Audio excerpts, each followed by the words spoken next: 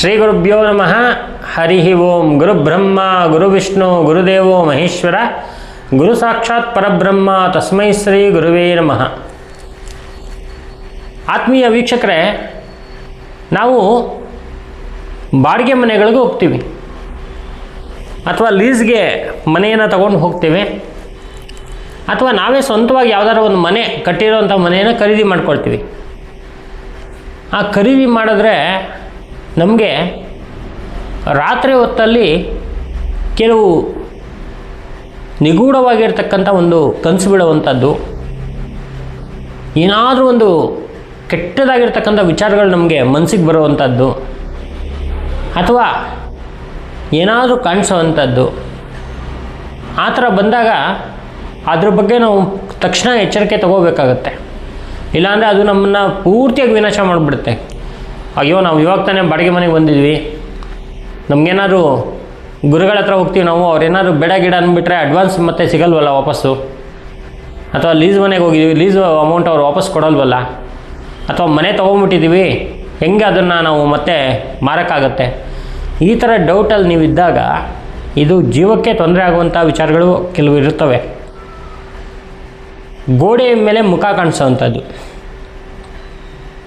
ಪ್ರೇತಾತ್ಮಗಳು ಏನು ಮಾಡುತ್ತೆ ಅಂದರೆ ಅದರ ಸೂಚನೆಗಳನ್ನ ಬಿಟ್ಟೋಗುತ್ತೆ. ಆವಾಗ ಗೋಡೆಗಳ ಮೇಲೆ ವಿಚಿತ್ರವಾಗಿರ್ತಕ್ಕಂಥ ಮುಖಗಳು ಕಾಣಿಸುತ್ತೆ. ಅದು ಆ ಮನೆಯಲ್ಲಿ ಆಗಿರ್ತಕ್ಕಂಥ ಒಂದು ಅಶುಭಕರ ಅಥವಾ ದುರ್ಘಟನೆಯ ಒಂದು ಸೂಚನೆ ಅದಾಗಿರುತ್ತೆ. ಗೋಡೆಯ ಮೇಲೆ ಮುಖ ಕಾಣಿಸೋವಂಥದ್ದು, ಹೆಣ್ಣು ಮುಖ, ವಿಚಿತ್ರವಾಗಿರ್ತಕ್ಕಂಥ ಮುಖ, ಗಂಡು ಮುಖ, ಸುಟ್ಟೋಗಿರೋವಂಥ ಮುಖ, ಮಗು ಮುಖ, ಈ ಥರ ಮುಖಗಳು ಮೂಡಿರುತ್ತೆ ಗೋಡೆಯ ಮೇಲೆ. ಸೊ ಆ ಥರ ಮುಖಗಳು ಮೂಡಿದಾಗ ಅದು ಏನಕ್ಕೆ ಮೂಡಿದೆ, ಒಂದು ದಿವಸ ಆದರೆ ಪರವಾಗಿಲ್ಲ, ಪ್ರತಿ ದಿವಸ ಇದನ್ನು ನೋಡ್ತಾ ಇದ್ದೀವಿ ನಾವು ಗೋಡೆಯ ಮೇಲೆ ಅಂದಾಗ ಅದನ್ನು ನಾವು ನೋಡಬೇಕಾಗತ್ತೆ. ಏನಿದೆ ಇದು ರಹಸ್ಯ, ಏನಕ್ಕೆ ಈ ರೀತಿ ಮೂಡ್ತಾ ಇದೆ ಅಂತಕ್ಕಂಥದ್ದನ್ನು ಪರಿಶೀಲನೆ ಮಾಡಬೇಕಾಗತ್ತೆ. ಅಲ್ಲಿರುವಂಥ ವಾಸ್ತು ಸಮಸ್ಯೆಗಳಾಗಲಿ, ತಾಂತ್ರಿಕ ಸಮಸ್ಯೆಗಳು ಅಂದರೆ ಮಾಟ ಮೋಡಿ ಮಂತ್ರಗಳು ಏನಾದರೂ ಆಗಿದ್ದರೆ ತಾಂತ್ರಿಕ ಸಮಸ್ಯೆಗಳಾಗಲಿ, ಅಥವಾ ಏನಾದರೂ ಒಂದು ನೆಗೆಟಿವ್ ಎನರ್ಜಿ ಇದ್ದರೆ ಆಗಲಿ, ಈ ಥರ ಅಶುಭಕರ ಒಂದು ಸೂಚನೆಗಳು ನಮಗೆ ಕಾಣಿಸುತ್ತೆ. ಆವಾಗ ಬಹಳ ಎಚ್ಚರಿಕೆ ತಗೋಬೇಕಾಗತ್ತೆ ನಾವು. ನಮಗೆ ಒಂದೊಂದು ಸಲ ಏನಾಗ್ಬಿಡುತ್ತಂದರೆ, ನಾವು ಯಾರ್ದಾದ್ರೂ ಪ್ರಯೋಗಕ್ಕೆ ಒಳಪಟ್ಟಿದ್ದಾಗ ನಾವು ಹೋಗಿರ್ತಕ್ಕಂಥ ಮನೆಯ ಗೋಡೆಯ ಮೇಲೆ ಆ ವ್ಯಕ್ತಿಗಳ ಮುಖಾನೇ ಕಾಣಿಸ್ಬಿಡುತ್ತೆ. ಅಂದರೆ ಇಂಥ ವ್ಯಕ್ತಿಗಳೇ ಅವರು ತೊಂದರೆ ಮಾಡಿದ್ದಾರೆ ಅಂತ. ಆದರೆ ನಾವು ವಾಪಸ್ ಏನು ಮಾಡೋಕ್ಕೆ ಬರೋಲ್ಲ. ಆ ಥರ ಸಂದರ್ಭದಲ್ಲಿ ನಾವು ಇದ್ರ ಬಗ್ಗೆ ಏನೋ ನಮ್ಮ ಮನಸ್ಸಲ್ಲಿತ್ತು ಅಲ್ಲಿ ಕಾಣಿಸ್ತಾ ಇದೆ ಅಂತೇಳಿ ಸುಮ್ಮನೆ ಬಿಡಬಾರ್ದು. ಏನಿದು ಸೂಚನೆ ಅಂತಕ್ಕಂಥ ನೋಡಬೇಕು.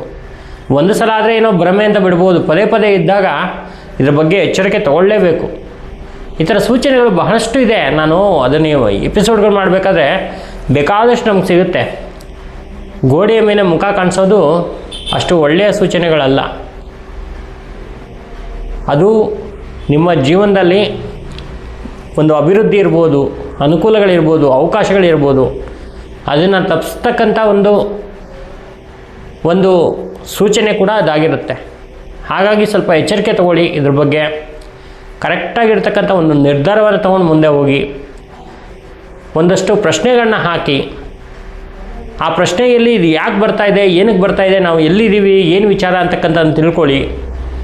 ಸಣ್ಣ ಸಣ್ಣ ಪರಿಹಾರಗಳನ್ನ ನೀವೇ ಮಾಡ್ಕೊಳ್ಳಿ, ಅಥವಾ ಸಮಸ್ಯೆ ದೊಡ್ಡದಾಗಿದ್ದರೆ ಅದನ್ನು ಪರಿಹಾರ ಮಾಡಿಸಿ ಜೀವನದಲ್ಲಿ ಒಂದಷ್ಟು ಅನುಕೂಲ ಅಭಿವೃದ್ಧಿಯನ್ನು ಮಾಡ್ಕೊಳ್ಳಿ.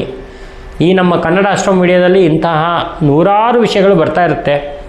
ನಿಮಗೇನಾದರೂ ಇದರ ಅನುಭವ ಇದ್ದರೆ, ಈ ಥರ ಅನುಭವ ಆಗ್ತಾಯಿದ್ರೆ ನೋಡಿಕೊಂಡು ಎಚ್ಚರಿಕೆ ತಗೊಂಡು ಮುಂದುವರೆದಾಗ ಜೀವನ ಬಹಳ ಚೆನ್ನಾಗಿರುತ್ತೆ.